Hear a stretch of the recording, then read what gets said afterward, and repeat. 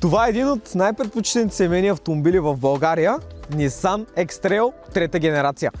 Този кросовър в момента се продава в град Варна, а днес ще направим един оглед и ревю на автомобила, за да видим всъщност какво представлява тази кола и какво е нейното реално състояние.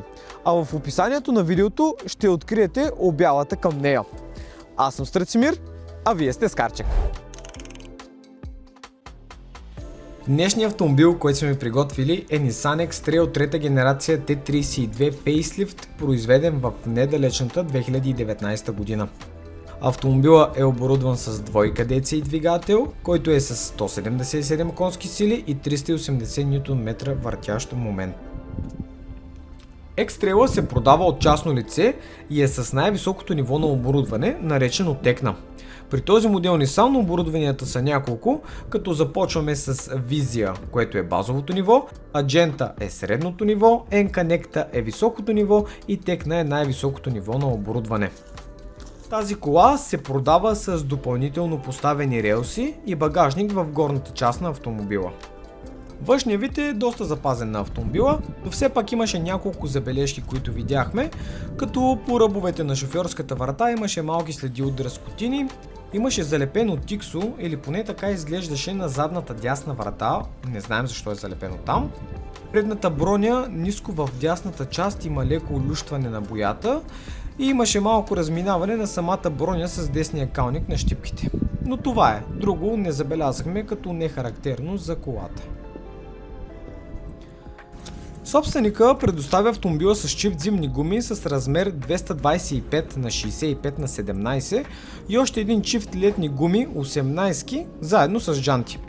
И двата чифта гуми, по думите на собственика, са на 2 сезона. Гумите са в добро състояние, минати са доста километри с тях, но според нас могат да изкарат и тази зима. Като казваме доста километри, собственика от закупуването на автомобила е изминал 60 000 км пробег и твърди, че навъртяните километри на автомобила, които са общо 125 592, са реални.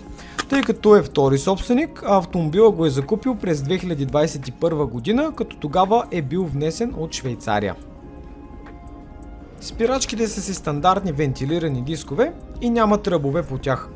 Окачването на автомобила е отпред с Макферсон и отзад е многораменно окачване, или всяко колело е свързано към купето с няколко носача. Амортисьорите не изглеждат да имат някакви омаслявания, поне предните, които успяхме да видим. Проектирането на Nissan X-Trail е внимателно балансирано между комфорт и управляемост, типично за един кросовър SUV.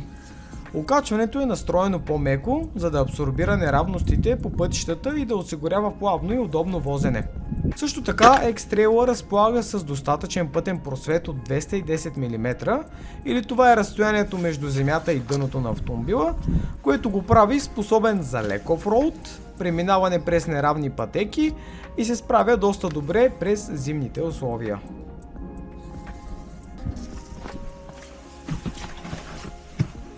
X-Trail е оборудван с 2-литровия DCI двигател, който е с умното 4x4 задвижване, за което ще стане малко по-ясно напред в епизода.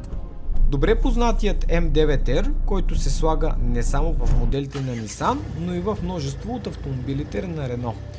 Този двигател е доста здрав, стига да се поддържа на време. Тук собственика е правил ремонт на цялата водна система на автомобила, както и е сменил тампона на мотора. При работа на двигателя има един специфичен звук, който ще чуете. Той е от кората на двигателя, която опира в една от тръбите.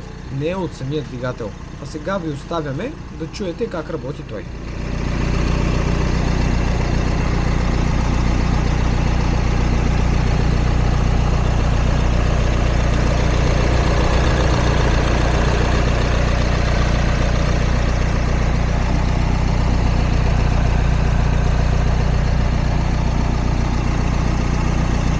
Двигателя и останалите компоненти не забелязахме някакво омасляване или някакви течове, както и не забелязахме необичайни шумове, освен този, който ви споделихме по-рано.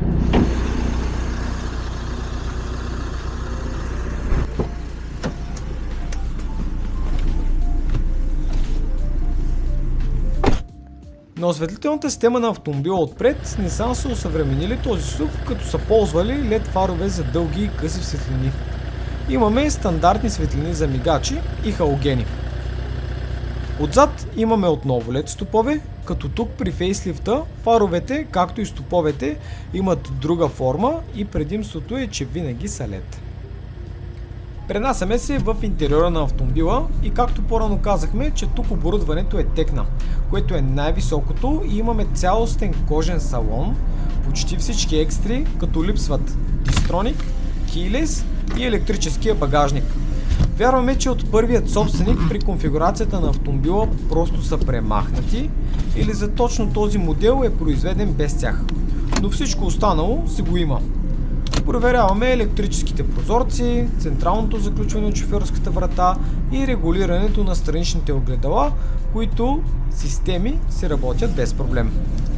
Под волана на автомобила са позиционирани бутоните за определените системи на автомобила, като Traction Control, Eco, Parktronic, имаме регулиране на фаровете и Start-Stop системата.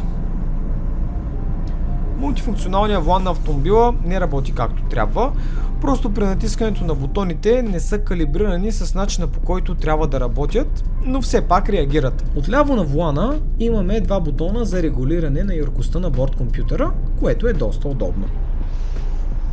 Климатичната система се работи без проблем. Вероятно забелязахте, че автомобила се предлага с допълнително поставена навигация от собственика. Той също при продажбата предоставя и старата налична такава навигация. Тя работи бързо и плавно без забавяне при натискане на бутоните, поддържа Apple CarPlay и Android Auto, а интерфейсът е интуитивен и не изисква много време да се свикне с него. Под климатичната система имаме малко място за поставяне на малки предмети. Там също се намира бутона за ръчната спирачка, както имаме и AUX jack, запалка и вход за USB.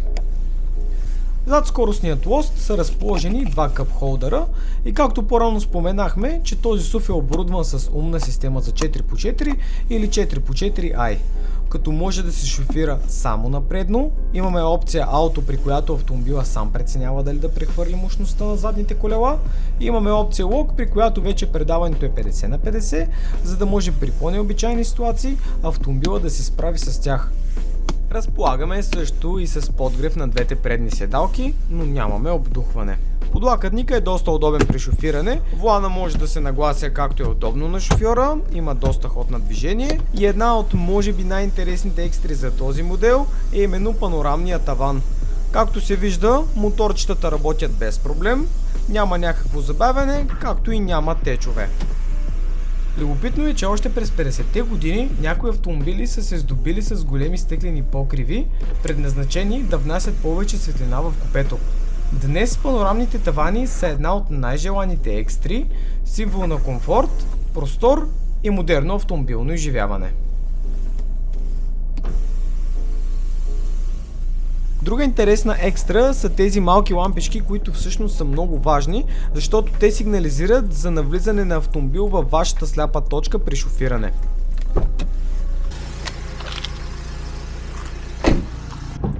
При пасажирското място може да кажем, че е доста широко и се пътува добре, като изцяло салона е доста запазен и няма следи от скъсано или надрано.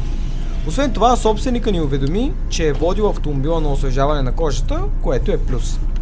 Предните седалки изцяло се регулират автоматично, а и при този модел имаме регулиране също и на задните седалки. Интересен факт за модела е, че той е един от най-успешните модели на Nissan. Първата му поява на пазара е през далечната 2000 година и от тогава се превръща в ключова част от глобалната гама на марката. Той е един от най-ранните кросовъри, които съчетават по-висока проходимост с семейен комфорт. Поколението, който е този SUV, а именно третото, използва модулна платформа CMF или Common Modular Family, което осигурява по-голямо вътрешно пространство и по-лека конструкция.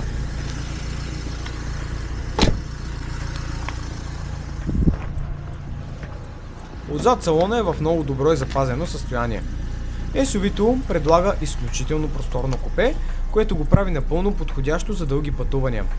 Комфортно могат да пътуват както семейство с две деца, така и до 5 възрастни. Както вече споменахме, задните седалки разполагат с регулиране, като могат да се местят напред и назад, както и да се настройва наклона на облегалката, което допринася за още по-голям комфорт. Обикновено този модел се предлага в 7-местен вариант, но този, който разглеждаме в момента, е само 5-местния.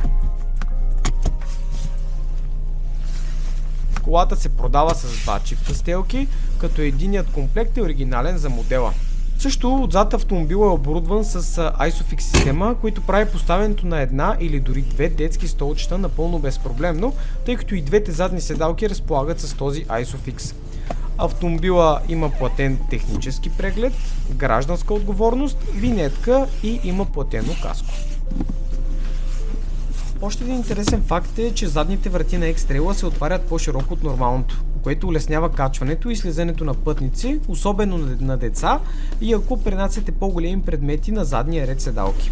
Освен това, пропуснахме по-рано да споменем, че автомобила разполага с Around View Monitoring, или това е система от камери, която създава птичи поглед над колата и прави паркирането и маневрирането в тесни пространства изключително лесно и безопасно. Бихме искали да подчертаем, че това е доста добра екстра за такъв размер автомобил.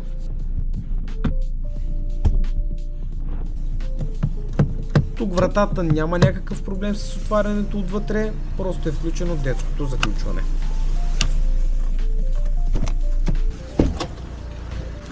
Багажникът на автомобила е изключително просторен и практичен. При вдигнати задни седалки разполага с около 570 литра обем, а при сгъването им той нараства до близо 2000 литра, което позволява спокойно пътуване с голямо количество багаж. Освен това, както и споменахме по-рано, автомобилът се предлага и с допълнителен багажник на покрива, което още повече увеличава възможността за пренос на багаж.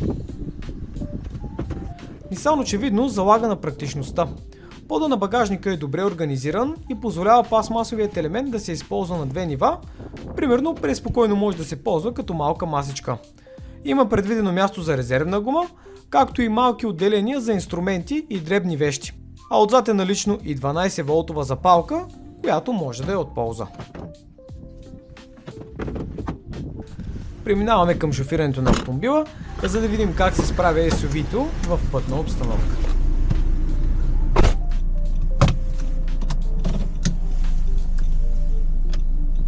Колата се шофира доста удобно за SUV с дължина от 4 метра и 64 см. Няма проблем при маневриране или шофиране в градски условия. Не се усещат някакви забавяния при смяната на предавки на автоматичната скоростна кутия и при шофиране не забелязахме необичайни треперения или шумове от окачването. Автомобилът си има достатъчно сила и преспокойно при натискане на педала се ускорява благодарение на 2-литровия дизел двигател с неговите 380 Нм въртящ момент. Както и при спиране се справя доста добре, съобразно с тежестта му от тони 600 кг.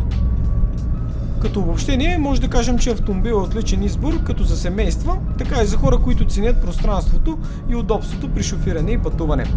Той предлага комфорт и простор за всички пътници, което го прави идеален за дълги пътувания и ежедневни градски условия. Освен това, колата се справя без проблем и при лек офроуд, като осигурява свобода за разходка след природата, пикник или просто време след тишината извън града. Надяваме се видеото да ви е било полезно. Ако имате интерес от закупуването на автомобила, може да посетите обявата в описанието на видеото. Благодарим ви за вниманието и ще се видим в следващото видео.